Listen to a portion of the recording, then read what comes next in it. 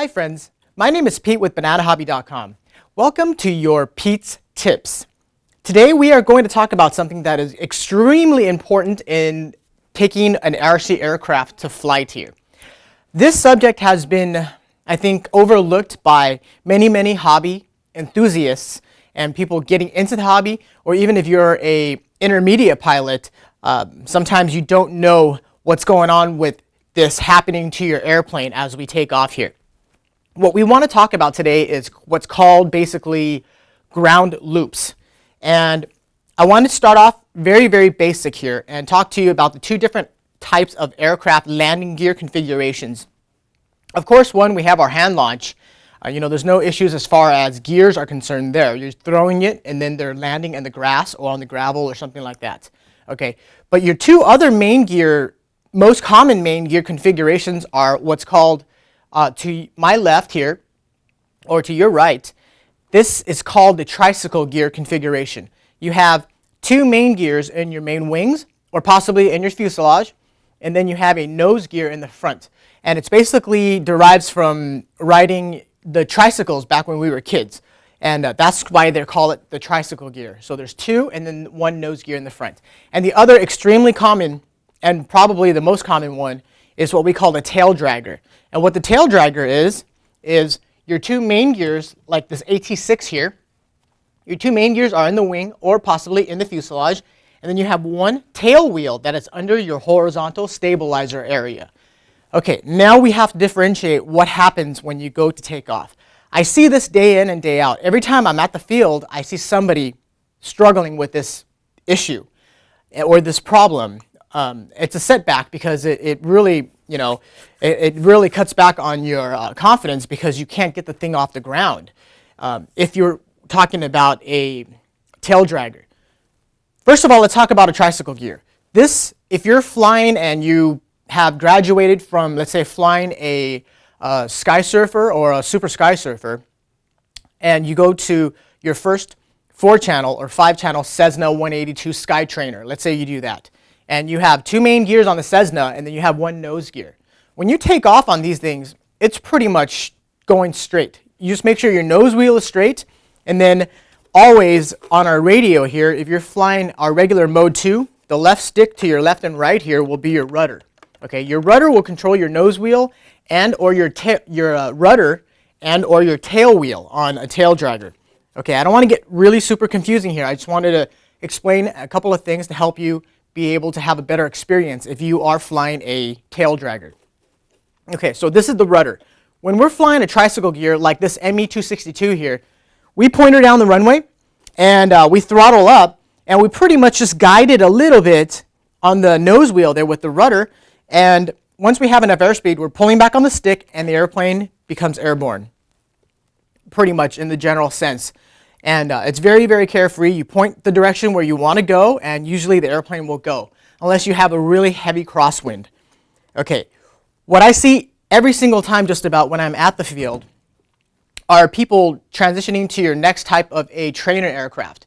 And something that's been extremely popular on the market as far as us bringing things onto the market, and then companies like e-flite and Park Zone and things like that, there's what's called a Super Cub. And the Super Cub is basically, it's a different type of a J3 Cub, and it's a good high wing trainer type of an airplane to transition from as well. However, it is a tail dragger.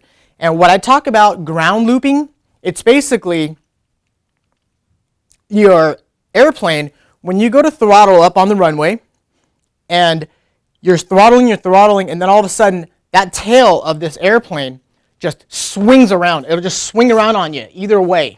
And then you basically do a 180 on the ground, or a whole 360, or you're going so fast it actually skids on the wingtips. That kind of a circle motion on the ground is called a ground loop. And I see people struggling with that all the time. And I've actually seen people not get off the ground, and I've always gone out there and explained to them what's going on with that. And the best way to explain that is this. Right here, your tail section here on a tricycle gear, your elevator's up back here, and your nose gear's planted on the ground. So you're throttling up. Even though the airplane is achieving lift and going over the tail section, your nose wheel is pretty planted on the ground, so when you have steering here, your nose wheel is still steering on the ground in the front. Okay, on a tail dragger airplane, what's going on is this very simply. When you are, let me move the MU-262 just a bit here, but not let her fall off the table. Okay, when you throttle up on a tail dragger airplane, what happens first is this. Any kind of airflow coming from your propeller or generated by airspeed is going over your wings, and then it's going over your tail section. And your tail section has an airfoil in it. Even if it doesn't have an airfoil in it, the angle of it basically will catch the air from the bottom, and then it's going to raise the tail here. Even at extremely slow speeds, as soon as you have any kind of weight lifted from the tail, you lose complete control of the tail section using your tail wheel. Your tail wheel is no longer in contact with the runway or the grass or anything like that. So you're only relying on your rudder right here. And I see a lot of people throttle up and they just cannot get that tail planted on the ground for it to take off. It's not the easiest thing to do, but the best way to explain it is the fact that when you go to take off, okay, on your tail dragger airplane, like this AT-6 or an A-1 Skyraider or a Zero or a Focke-Wulf, it's all in the same boat. All of those have tail wheels. Even some of the high-wing trainers have tail wheels, and you're going to encounter the same kind of an issue. I would always throttle up a little bit slow, and then if you're flying the airplane for the first time, the best thing to do is this. When you go to take off, you want to stand directly behind the airplane. This way you have full knowledge of your rudder, and you can actually see your nose and then the direction that your tail's traveling. And then you throttle up this way, and then you're a lot more easy or more apt to counter that rudder there to keep it going straight. If you're just taking off like this and your runway is running horizontal to you, sometimes if you're learning, it's a little bit difficult because you're not sure which way the rudder is actually going to need. So sometimes if you're doing it that way, it's better to stand parallel to the airplane. If your airplane's taking off this way, upwind, you're standing parallel to the airplane, and this way you have better understanding and consciousness of which way your rudder is actually pointing. So that's just the tip there to how to take off. And these propellers are pulling the airplane to the left most of the time, depending if you have a crosswind. But let's just say we are taking off on a regular takeoff pattern going upwind. If we're going upwind, as soon as this airplane is starting to create lift, you see that tail starting to come off the ground, it's going to ground loop on you. You have to be on the rudder. What I mean by on the rudder is once that tail comes off the ground, I'll be at half throttle already. And then I am on right rudder for sure. Like most definitely, I'll be pushing right rudder, and that airplane will come up. It's going to want to pitch. It wants to yaw to the left, and then I'm giving it right rudder, and then some more power to create more airflow over that rudder, so that rudder will gain authority because of the airflow, not because of the wheel on the ground. So I'll be giving it right rudder, and as this is fighting it to the left, I'll give it right rudder, and it would fight it back to the right. And at that time, you can pretty much throttle up to your full throttle position, and then just use your rudder to fight that tail. Get that tail straight, and then once you have enough airspeed, go ahead and pull back on the stick. One of the main issues that I also see is when people start to panic on that type of a situation, they'll throttle up really fast and they'll want to get their warbirds off the ground. And if you do that with an AT-6, it's going to tip stall. It's going to snap roll right on the takeoff, and you're going to be ending up upside down in the dirt somewhere or on the runway in many pieces. So you don't want to do that. It's always better to abort a takeoff than to force a takeoff on an airplane and then have it end badly. If you are nervous and you feel that you don't have control over this takeoff approach, by all means, abort the takeoff. So again, that's called ground looping. When you go to throttle up, the plane wants to spin around on you on tail draggers with the tail on the wheel and in the tail section here. There are many, many warbirds that we carry, and I hear this from in and out from all kinds of people not being able to take off, and that's the issue that they are having. Okay, there's no possible way that you can pretty much take this airplane, line it up with the runway, and just say, I'm going to hit throttle and go straight to full throttle and pull back on the stick, and it's going to take off. That tail's going to come off and spin all the time. 99.9% of the time, that tail will do that.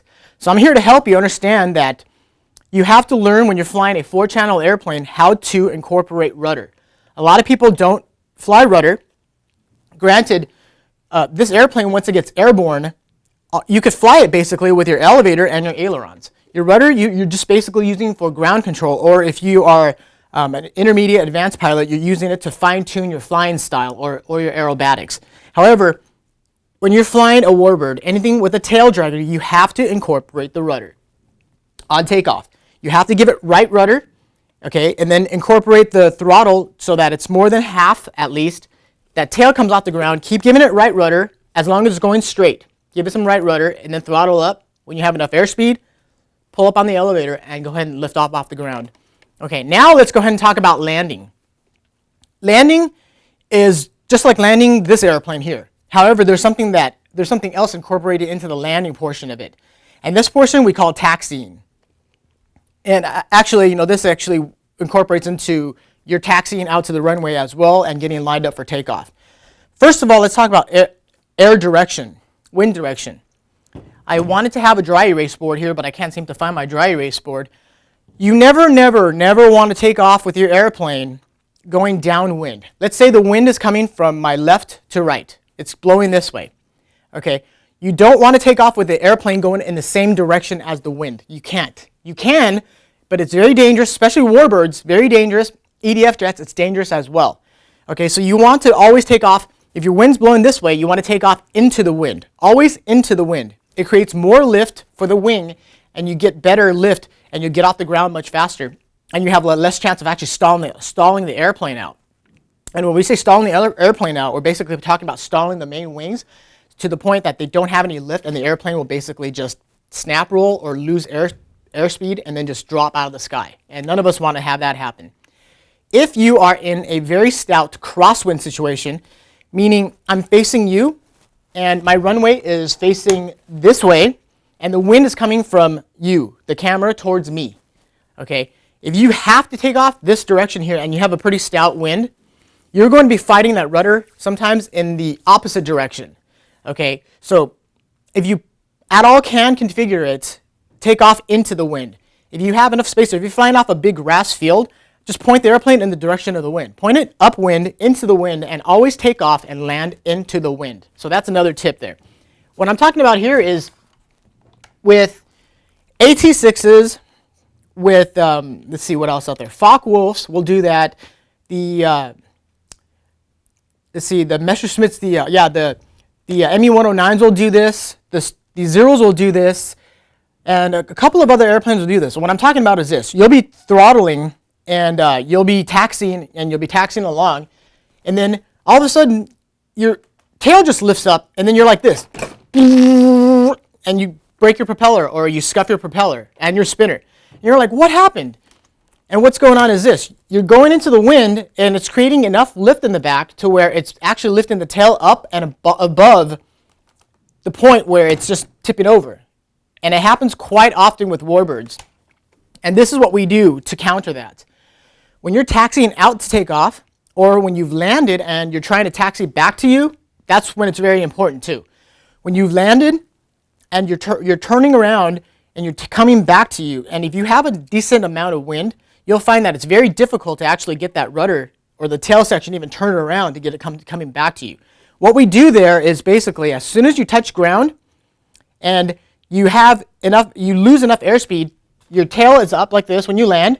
When you start bleeding off airspeed and your tail starts to come down and it touches down on the runway, we all basically do this. We give it full up elevator.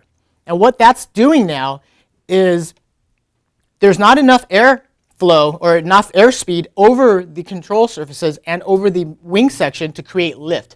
So what it's doing now is when you give it up elevator and your tail section now is doing, get this over here, your tail section now is doing this, the wind is actually now deflecting off of the tail surface, and instead of creating lift, it's actually pushing off the elevators and forcing this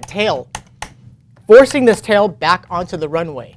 So I'm always, when I land in any of my 3D airplanes, any of my warbirds that's a tail dragger, I will hold up elevator and I will throttle and taxi it back to me always with up elevator. That way, that tail and that air coming in from my propeller will always push that elevator down so I have contact with a tail wheel on the ground. So we're pulling up elevator, and then we're throttling back to us. So as soon as you land, that tail comes down to where it's touching the runway without, if you still have airspeed and you pull up on the elevator, you're going to become airborne again. I'm talking about when that tail comes down and it touches the runway. Pull up elevator, and then go ahead and throttle back, and then you can use your rudder, and you can then taxi the airplane back to you. So that's another tip as far as flying a tail dragger. I don't see much issues with flying things with the tricycle wheel when you land. You're pretty much planted there. The tail section actually doesn't have much to do with your nose wheel unless you have too much airspeed and the nose wheel becomes lifted off the ground. So with Tricycle-Gear, it's not much of an issue there. My main thing today was to talk about ground looping with tail dragger setup airplanes, considering 80% probably of what we sell on our website has a tail wheel configuration with a tail dragger configuration here. So I hope that did cover some of this for you, and that if you are getting into this hobby, or if you've been into this hobby and you're just transitioning into a tail dragger setup, that this video was helpful. This was something that I actually see all the time, and I really wanted to come out here and just be able to tell you that that's how you correct it. And that's how you get your airplanes off the ground and then back down on the ground as well. I don't want any of you to have bad experiences because you feel that your airplanes are not taking off because the tail's not steering or something like that. It's all about aerodynamics, and it's all about how you control your aerodynamics. We're flying model airplanes, and to me, I call them sky dominators, because a lot of people say, oh, you play with RC toys. Yeah, in essence, yeah, this is an RC toy, but to me and to you and the hobbyists, you know what this is? This is aviation. Nothing different going into this is any different than getting into a real airplane and flying a real airplane. I'm not saying that you could fly one of these, you could fly a real airplane, or you fly a real airplane, you can fly one of these. They're two different disciplines. However, this is still aerodynamics, and the same aerodynamics that makes a real airplane fly applies here as well. When I'm flying a real scale airplane that has a tail dragger on it, my feet are on the rudder pedals, and I am always on that rudder, getting that tail to be straight.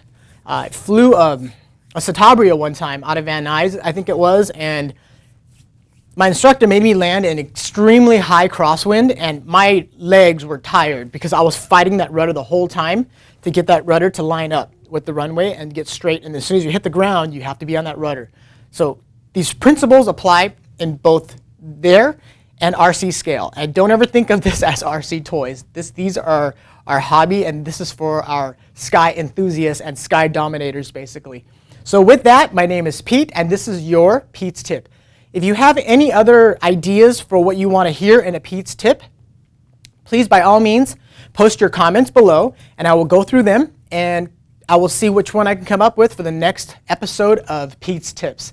Thank you all always for your support. Please follow us on Twitter, like us on Facebook, and subscribe here as well. Again, I hope you found this video helpful, and if you have any questions, please leave me a comment. We'll see you next time.